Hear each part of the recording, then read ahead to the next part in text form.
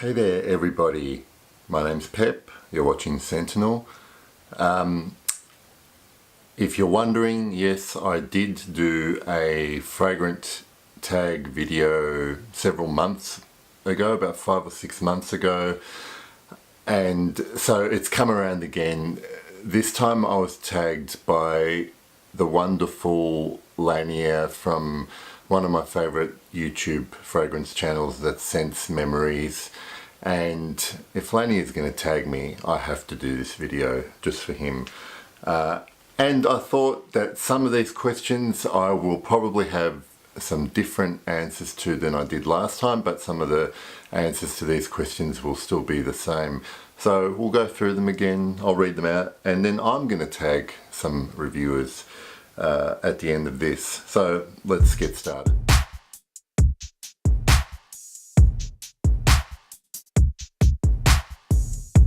First question is, how many bottles do I own?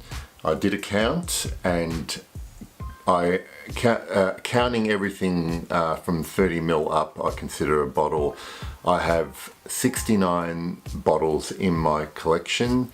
I have no backup bottles of anything, and the rest are all smaller decants and samples. So in total, I currently have about 130 different scents, fragrances that I try and rotate through, and as the smaller samples finish, I make a decision whether I want to get some more, either buy a full bottle or a bigger decant.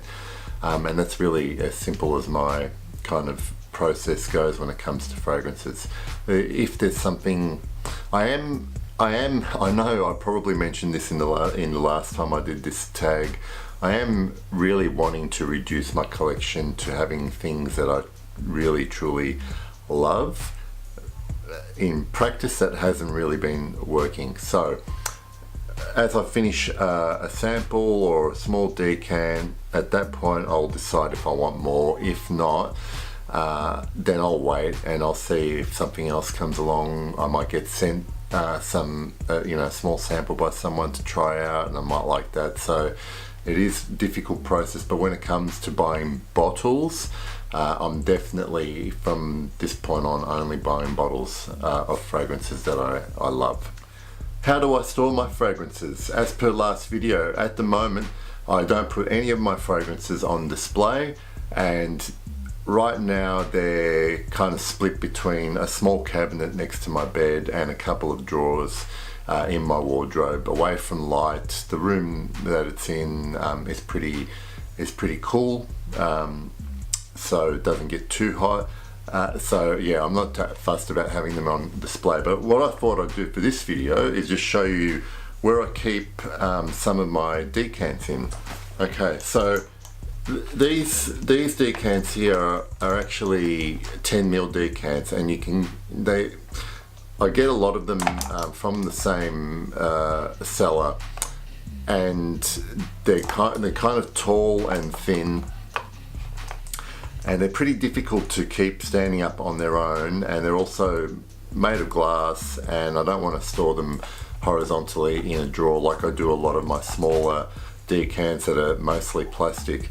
So this thing here is basically just a cardboard pen holder that you can find at an office supply store. It comes as part of a desk organizer set, and it's just perfect for putting all of these taller 10 ml decants. So I just thought I'd show you that, and this sits in my cabinet with the rest of my bottles. Next question, what was my first fragrance? So I'm pretty sure that in the first time I did this video, I answered that it was probably Karl Lagerfeld. Lagerfeld Classic was the first fragrance I remember having or owning, and I'm pretty sure, what I don't remember, I'm pretty sure it was gifted to me.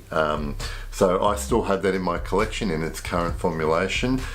But this time around, I'll talk about some fragrances that I had and were kind of formative for me in terms of my early taste, and then I went for years and years before I got hooked again and started collecting and becoming more passionate about the fragrances I was wearing.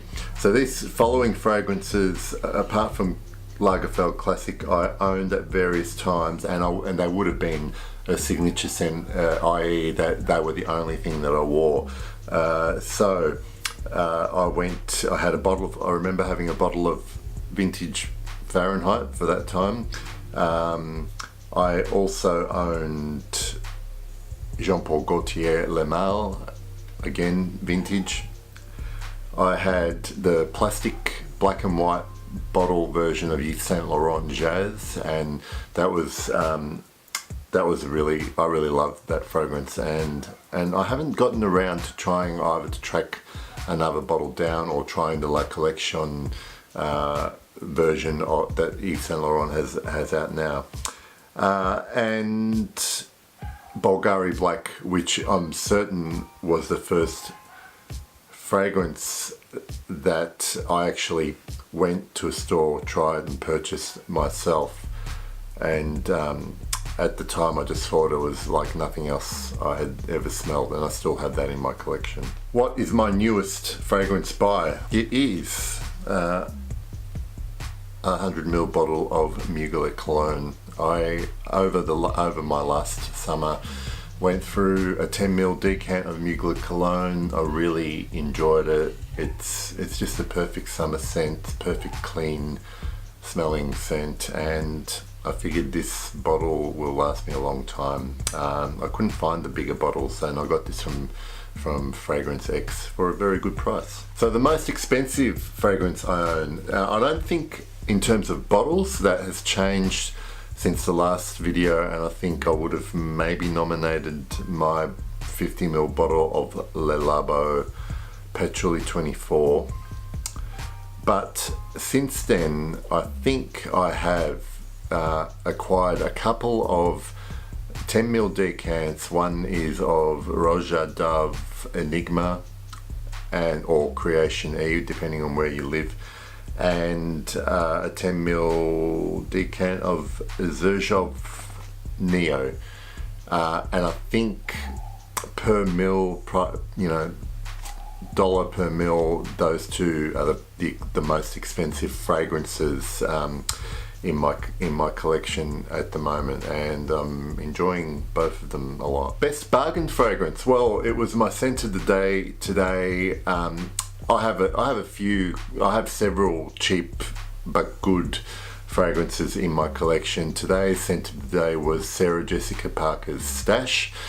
Now, I answered a few questions on Instagram about this today and realized that I think particularly in the States, this sells, this is not as cheap as it is here in Australia. I can find a 100ml bottle of Stash for around 40 Australian dollars, and when I looked at I think it was Ulta, the website, and I think that's North American, it was like over $80 for 100ml. So I don't understand how that works, why it's so much cheaper here, but for me, Sarah Jessica Parker Stash is my best bargain fragrance, just because I wore it today. Now, my favorite fragrance stores really haven't changed. Online, Fragrance X, I've bought from them several times now and I haven't been let down. You can find codes for discount, you can find codes for free shipping, especially if you're outside of the United States. So free worldwide shipping, except you can't claim the 15% discount, but prices are generally pretty favorable on that website, and it's usually delivered ahead of their scheduled estimated date.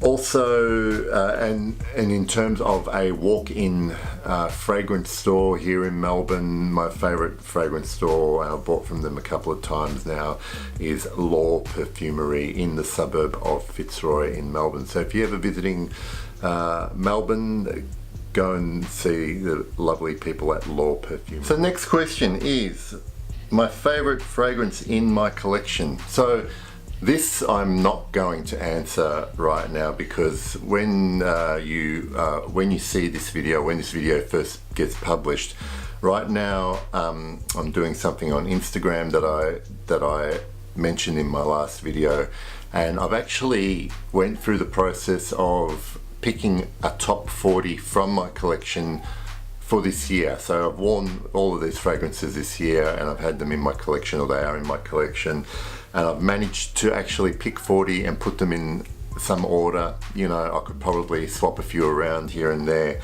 So rather than tell you what my favorite is, which will be my number one, and if you watch enough of my channel you probably could make an educated guess what that might be, my Instagram handle is @the_sentinel, and I'm doing a top 40 fragrances as of this day. We're up to number 17, but if you use you'll see there's a hashtag. I'll put the hashtag on the screen, hashtag 2017 Sentinel Top 40. If you want to follow that, you can, and in about 18 days you'll know what my number one is and my top 40. My next fragrance purchase. So this is hard, and I will limit my answer to my next bottle. Well, I'll give you an answer as in my next full bottle purchase, and maybe my next decant to try. My next full bottle purchase will either be a zoologist, but I can't decide if I want camel or rhinoceros, and I still have samples of both, and I think I still need to wear both a few more times to decide which one to go for. If I can't decide on a full bottle, I might well, I'll decide on one of them, and maybe I'll just get a bigger travel spray for the other. In terms of the next fragrance I want to get a sample or a decant of, I have smelled this only in the store, and I sprayed it on my skin a couple of times, and each time I've been blown away, really. And I'm going to wait a bit because this is more of a cold weather scent, and we're just about to start our summer here, and I won't really feel like wearing it too much. But it's Amouage's Memoir Man. Off the top of my head I can't give you any of the notes, but all I can tell you is that the couple of times I've tried it, it's just been beautiful, and it must work really, really well on my skin for me to have that kind of reaction to it. I've been really impressed with most Amouages that I've tried. More impressed with their quality. There've been a couple of fragrances that I'm, so about. Reflection Man is okay. I've tried Interlude Man, and I just cannot get past the opening of Interlude Man, but the dry down is amazing. My dream fragrance, well, I know everybody is probably thinking this, and I'm just going to flat out and say, Victor Wong, can you do something about this? Okay, so who would I like to see do this video? I'm going to choose 4 reviewers, and all kind of starting out or don't have a huge subscription base. So I want to get them involved. 2 girls, 2 guys. So I'm tagging Scentbubblez. I'll put links obviously in the description. Scentbubblez, Agnes Eva, ShaveNontheDarkside, Chad, and AC from Smells Good. So all the links will be in the subscription. Hopefully those guys are all watching, and I would like to see them do this video, so I'll put the questions in the description as well. I hope you found that reasonably entertaining. I'll be back with some more reviews or something else pretty soon, and thank you for watching.